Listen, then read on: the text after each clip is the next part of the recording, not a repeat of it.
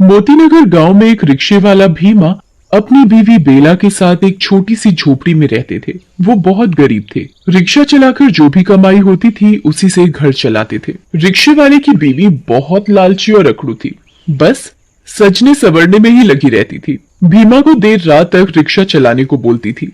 एक दिन भीमा रिक्शा जल्दी चलाकर घर लौट आता है। अरे भगवान, कहाँ हो? जरा पानी तो पिलाना। अजी पानी बाद में पीना, पहले जो आज कमाया है वो सारा मेरे हाथ में रखो। भीमा वहाँ बिछी खाट पर बैठ जाता है और सारे पैसे अपनी बीवी के हाथ में देता है। ये लो भगवान, आज की कमाई। आज बस इतना ही? बाकी पैसे तुमने छुपा तो नहीं लिए? वो आज मैं जल्दी घर आ गया ना, तो ज्यादा नहीं कमा पाया। बेला गुस्से से भीमा को देखती है। अच्छा ठीक है, कल जल्दी जाना और देर से आना, और ज्यादा पैसे भी कमा कर आना। रात हो जाती है। दोनों सो जाते हैं और सुबह जल्दी उठकर अपना रिक्शा लेकर भीमा चला जाता है। जब बेला की सुबह आंख खुलती है तो उसका पति उसे सोया हुआ नहीं दिखता। अच्छा, आज तो जल्दी चले गए। ठीक है ना, आज ज्यादा पैसे कमाएंगे। भीमा अपना रिक्शा लेकर सड़क पर जा रहा होता है और रिक्शा रुकता है। अरे ओ रिक्शा वाले भैया, रिक्शा रोको।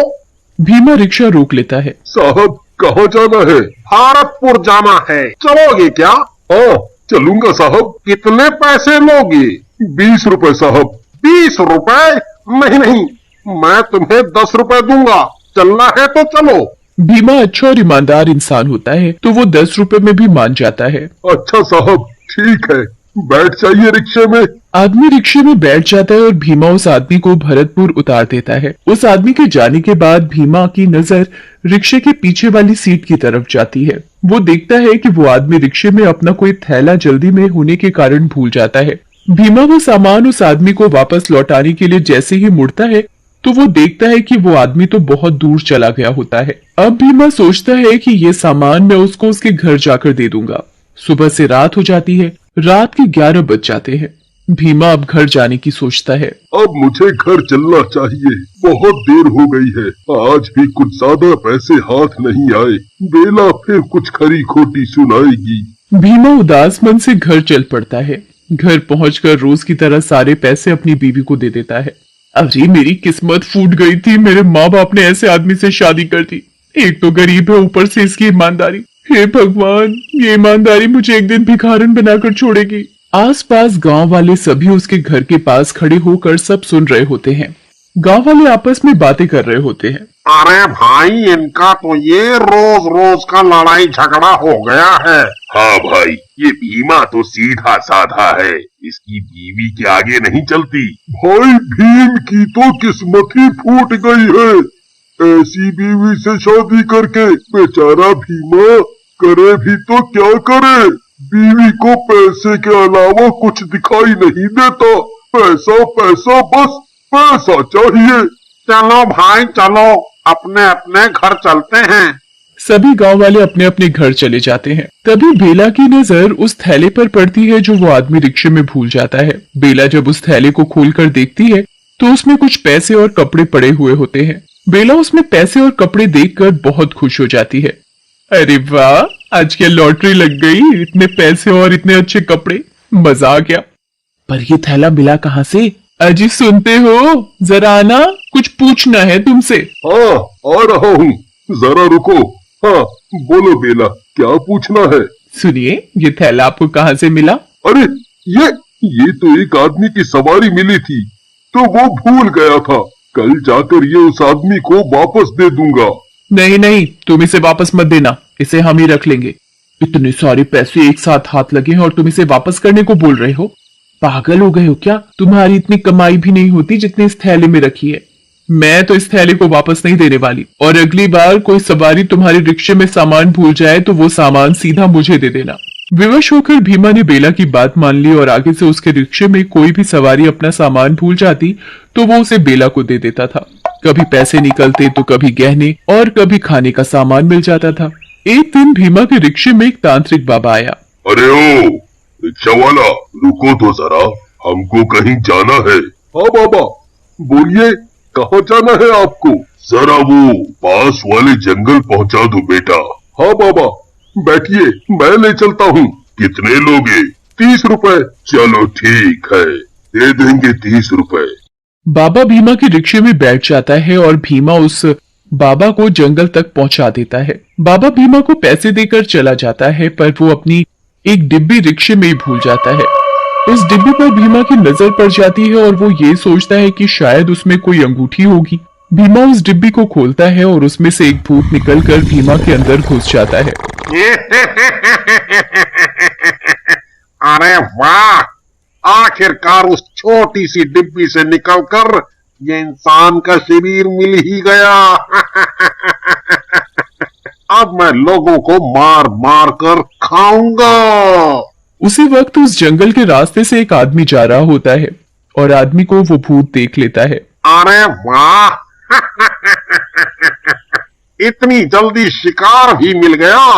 आज तो मजे आ गए, मजे। इसे तो अभी मार के खाता हूँ। और फिर वो भीमा का रिक्शा लेकर उसके घर चला जाता है। घर जाने से पहले वो भीमा का रूप धारण कर लेता है ताकि उसको कोई पहचान न सके कि वो एक भूत है। अब घर के अंदर चला जाता है और अंदर जाते ही सो जाता है। आधी रात को बेला को कुछ आवाज सुनाई देती है और वो उठकर देखती है तो भीमा सोते सोते कुछ अजीब सी आवाज निकाल रहा होता है। बेला इस चीज को नजरअंदाज करके सो जाती है। जब बेला सुबह उठकर देखती है तो भीमा रोज की तरह रिक्शा लेकर जा रहा होता है। बेला को बाहर से कुछ गांव वालों की चहल पहल की आवाज सुनाई पड़ती है। अरे, आज गांव वाले इतनी चहल पहल क्यों मचा रहे हैं? ऐसा क्या हो गया? जरा देखें तो क्या हुआ। बेला घर से बाहर जाती है और एक औरत से पूछती है, क्या हो गया बहन, सब इतनी चर्चा में क्यों लगे हुए हैं? अरे बस पूछो मत बेला, आज सुबह एक आदमी जंगल के पास बड़ी बुरी हालत में मिला है। क्या बुरी हालत? कैसी बुरी हालत? क्या हुआ था उसे? ऐसा लग रहा था उस आदमी को किसी जंगली जानवर ने नोच नोच के खा लिया हो। सारी जगह खूनम खून हो रखी थी। मैं तो देखकर ही घबरा गई। अच्छा, लगता है हमारे जंगल में कोई जंगली जानवर घुस आया है। मैं अभी अपने पति से कहूंगी कि जरा संभाल के रिक्शा चलाए। हाँ बेला, तू ध्यान रखियो अपना। दूसरी तरफ भीमा के अंदर घुसा भूत रिक्शा चला रहा था। उसे जो भी सवारी मिलती उसे बैठा कर वो जंगल की तरफ ले जाकर खा जाता। ऐसा करते करते रात हो जाती है और वो भूत भीमा का रूप लेकर घर पहुंचता है। अगले दिन रात को बेला को फिर से कोई अजीब सी आवाजें सुनाई देती हैं। बेला देखती है कि उसका पति घर से बाहर कहीं जा रहा होता है। अरे, ये कहाँ जा रहे हैं? जरा देखूं तो सही। बेला उसका पीछा करती है। भीमा जंगल की तरफ जाकर फिर से भूत के रूप में आ जाता है। बेला ये सब देखकर बहुत घबरा जाती है। हे भगवान, ये क्या हो रहा है? मेरा पति भूत कैसे बन गया? हे भगवान। अब वो भूत किसी आदमी को पकड़कर उसको मारकर खा रहा होता है। बेला ये सब देखकर चौंक जाती है और सीधा घर की तरफ भाग जाती है। डरी हुई बेला घर के कमरे में जाकर छुप जाती है। हे भगवान जी, मैंने क्या देख लिया? बहुत डर लग रहा है। मेरा पति भूत कैसे बन गया? वो भूत वापस भीमा का रूप लेकर घर आकर सो जाता है और सुबह उठकर दोबारा रिक्शा लेकर लोगों को खाने चला जाता है। बेला सुबह उठकर रात की बात याद करके उसका हाल सोचने लगती है। तभी उसे याद आता है कि उस जंगल में एक तांत्रिक बाबा रहता है। वो बाबा, अब तो वो बाबा ही है जो मेरी मदद कर सकता है। हाँ, अब मुझे उसी बाबा के पास जाना चाहिए। बेला उस बाबा के पास जाती है और उसे सारी बातें बताती है। बाबा बहुत बड़ा अंतर्यामी होता है, तो अपनी योग शक्ति से वो सब जान लेते हैं। मैं सब जान चुका हूँ। मैं तेरे पति के रिक्शे में बैठा था एक बार और मेरे हाथ में एक छोटी सी डिब्बी थी जिसमें मैंने एक बुरी आत्मा कैद करके रखी थी। वो डिब्बी मैं तेरे पति के रिक्शे में ही भूल गया और उस पर तेरे पति की नजर पड़ गई।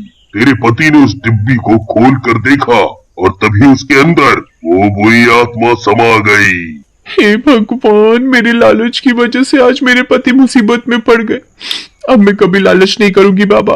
अब क्या इसका कोई हल नहीं? अब मेरे पति कभी ठीक नहीं हो पाएंगे। नहीं नहीं, ऐसा नहीं है। तेरा पति बिल्कुल ठीक हो जाएगा।